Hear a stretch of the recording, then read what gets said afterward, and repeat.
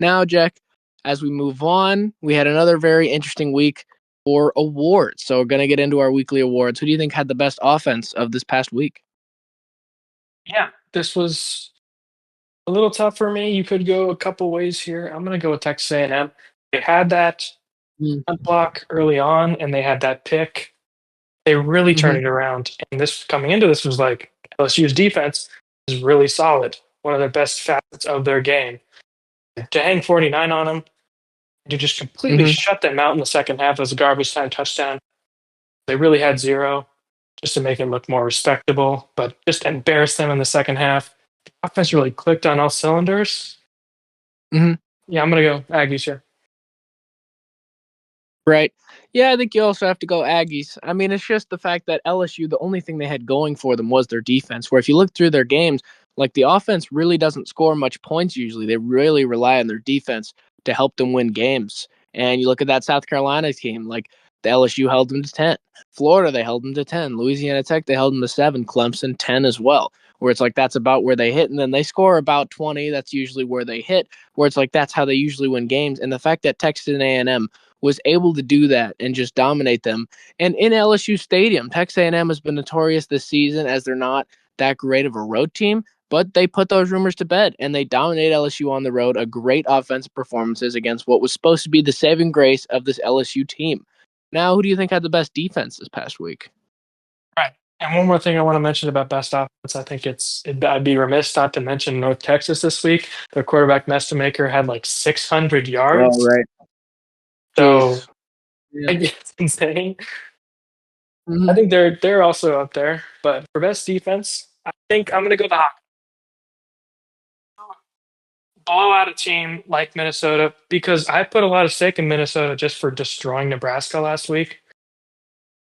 Very Right. impressive. So to just destroy them, and those 3 points were also in garbage time. They were shutting him out most of this game. And the Right. past few weeks, you could also say, like, what have you done for me lately?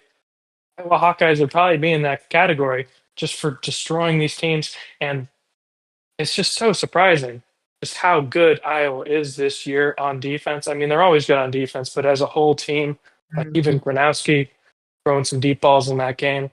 But yeah, I'm going to go with Iowa here. Right. That's a good pick for sure. And as an Iowa fan, I certainly agree. But I go Indiana here. Now, Indiana just absolutely dominated a UCLA team that was supposed to be really on the come up. They were 3-0 after they switched up their coaching staff. Nico was playing a lot better after they got him in the transfer portal, but then Indiana's defense just purely exposed them and just dominated. UCLA only had 6 points, but it was like, it was like a field goal like in the second quarter and then a field goal in the third. Like this was never in question. Notre Dame, Indiana's defense just absolutely strangled them. Like a couple guys got picks, and like across the board, it was just a huge defensive performance. And Indiana just really shut out a team that had been doing really good on offense. Like UCLA, the calls they were pulling out against Penn State put up 42, then put up 38 on the road at Michigan State, and then edge out Maryland by a field goal. Where it's just like this team was supposed to be on the come up, especially on offense, and Indiana just absolutely shut that up and just absolutely dominated Jack. Yeah, I agree. They're also, you could really go either way here. I think I just put a little more Right. stake in Minnesota because win against Mm-hmm. Nebraska was just so impressive. So to go from that Right. performance to just 0 points for most of this game is just insane. But I agree. Nico Maliava, this is supposed to be one of the best quarterback matches Mhm. of this week, Right. and it really did not live up to that. This is like Big Noon Mm-mm. Saturday. Like this is going to be one of the best week games of this week early in that Right. in the day. So it really was a letdown. But it just shows like how good Indiana is this year. And again, you could really argue for three teams being number one.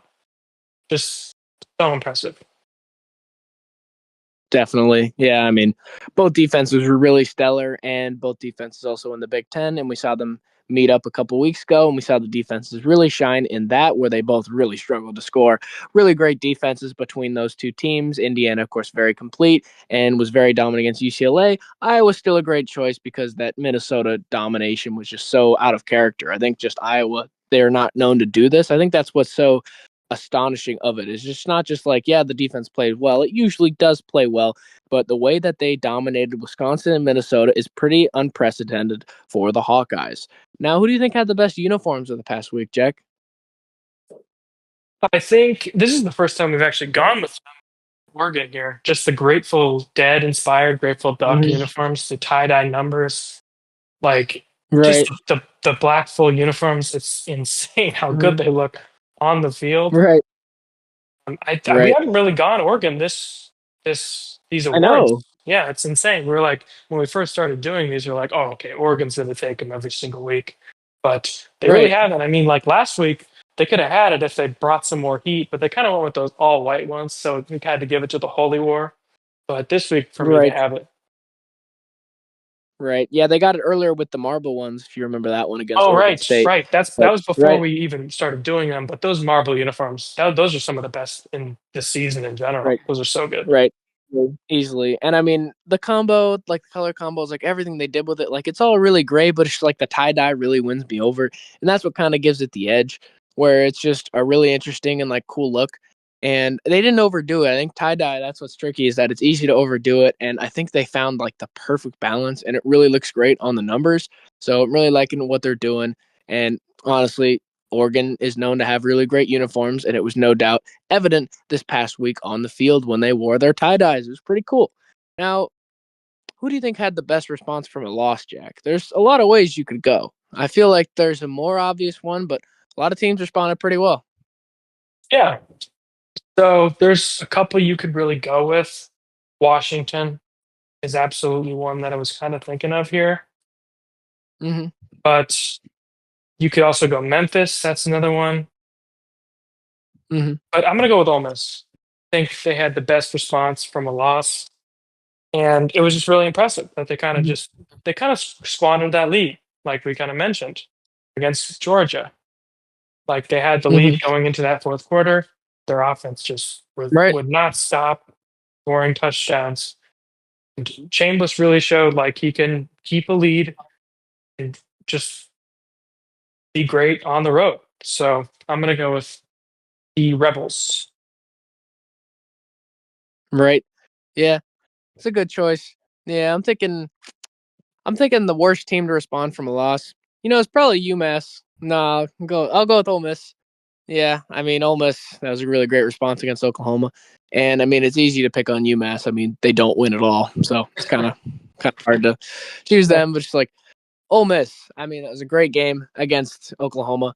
And I mean, it's going to be interesting with Ole Miss because that's their only loss, and they didn't slip up against Oklahoma. So we'll have to see going forward, but that's certainly a good answer. Now, who do you think responded the absolute worst from a loss, Jack? I think I'm gonna go with the LSU Tigers. I just Mm, think that yeah. that Vanderbilt was really Hmm. close for most of it, and they had chances to win if their offense can just keep things going. But to have your coach fired and to just lay an absolute goose egg in the second half after you had the momentum, you had Right. caused turnovers, you had special teams moments were great, and you had the Hmm. lead against this great team who Right. has really like not been close with many teams. I guess you could say Arkansas, but and Auburn, but that wasn't really close either.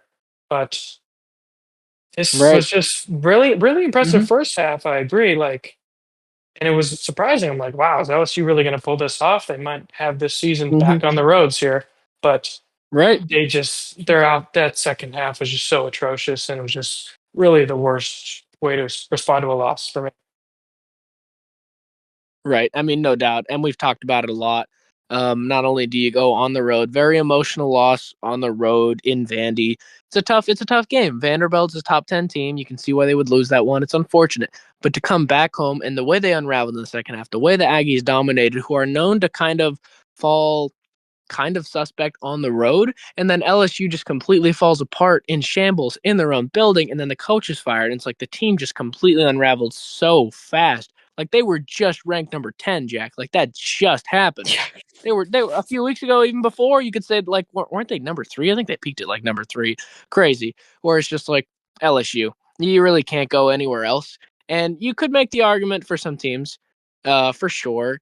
And maybe some of those are valid, but it's just like, I don't know, just very easily atrocious, and just everything that happened, and now Brian Kelly's gone. Which honestly, if you could say, maybe that's the best, because maybe you should get rid of him. So maybe it's not as bad as we thought, but just overall, the way the team unraveled, just really bad week for them. So definitely a great pick. Now, who do you think? What have you done for me lately? Who wins the Recency Bias award, Jack? Who do you think's been the best over the past few weeks? If we disregard the rest of the season, what are you thinking? So it's pretty much been Alabama for us every single week. I'm going to go with Iowa Right. here, just because of Mm, how close they were against South Carolina, and really should have dropped that one if Lenore Sellis doesn't fumble that in that late right. game situation. So, and Iowa Hmm. really hasn't had that, and they've beat Wisconsin better than anyone has this year. Not Alabama didn't beat them by 37, neither did Ohio State, and it was even closer with Oregon. That was really impressive, and to Right. just destroy Minnesota that much, and this really comes into question: like, how good of a chance does Iowa have against Oregon in the next couple Hmm. weeks when they have this bye? But that's going to be a great matchup. Right. We'll see when that Hmm. one is, but yeah, I think Iowa just based on the couple weeks Hmm. is for me. Right. Yeah, I definitely agree. And I mean, Iowa has had such a great past 3 weeks for sure. But I can't pass up Vanderbilt's two top 15 wins in back to back weeks. The LSU win was so huge for their program, and everything that it did for them was so huge. And then this game against Missouri, you come back home with all that emotion, and then you still find a way to win against a solid Missouri team. I think I go Vanderbilt here, but I understand the Iowa pick, Jack. It's just two top 15 wins. It's just tough to pass up for Vanderbilt, Jack. Right, right. And this was definitely more messy. This win against Missouri, and they kind of Right. helped Well, it out was a with trap game. And right. coming off of that emotion, but they still found a way to win. Yeah. Yeah, for sure. And it just sucks that Prabula's out. He's such a fun QB to Mhm. watch, and he's been so great this year. So hopefully he gets well soon. But great pick. All right, Jack. And now, who do you think had the best upset of this past week?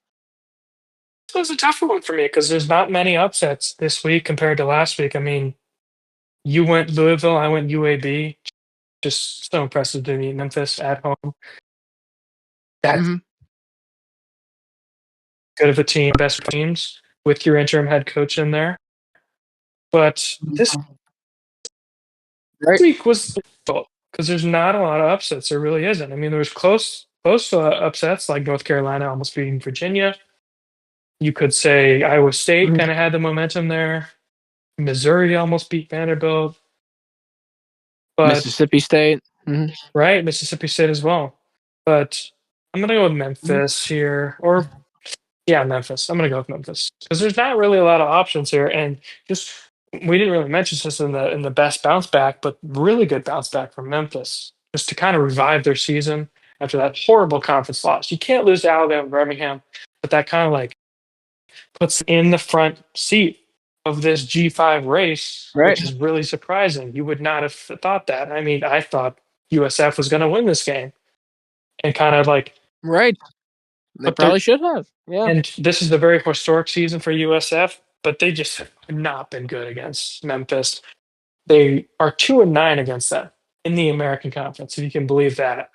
They're that bad against Memphis. So I thought this was going to be a turning Hmm. point for them just because of how good USF has been this season. But just great job, Memphis, to beat a ranked like top 15 team probably in USF and be on the Right. outside looking in this top 25 race and Hmm.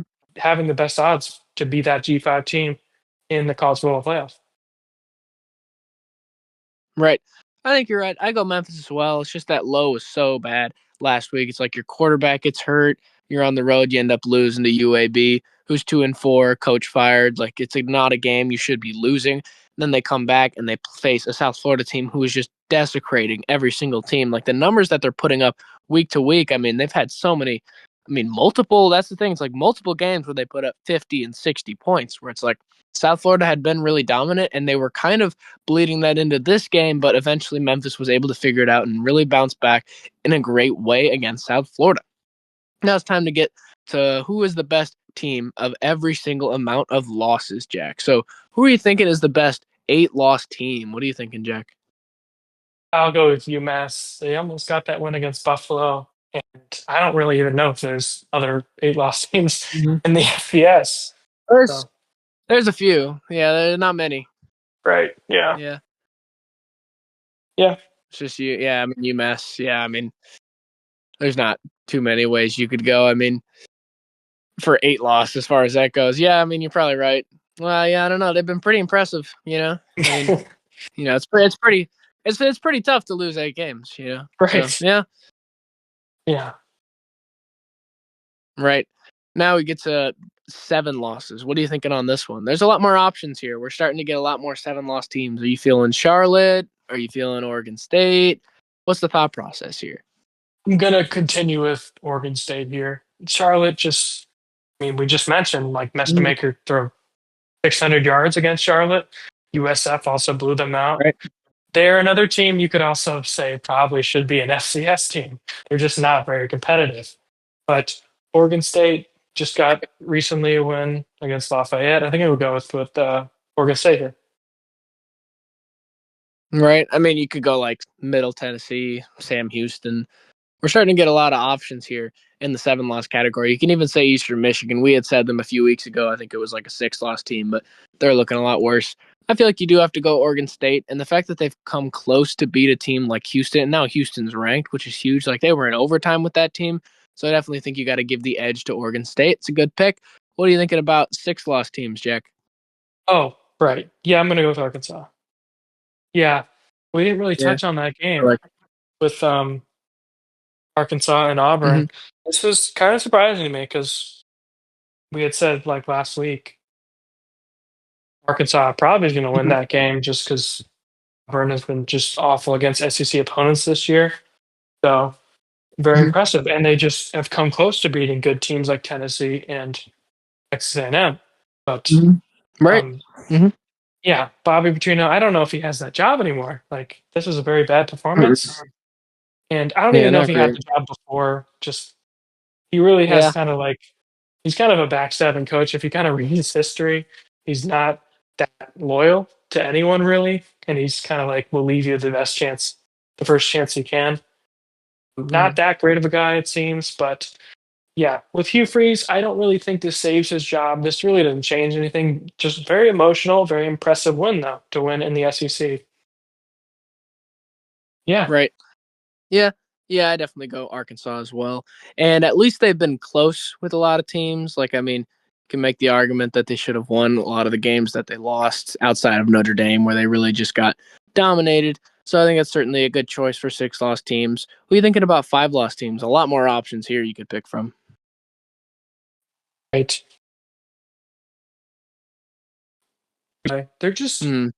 they're had a great. They're really on a hot streak, and everyone's going to get blown up by Indiana.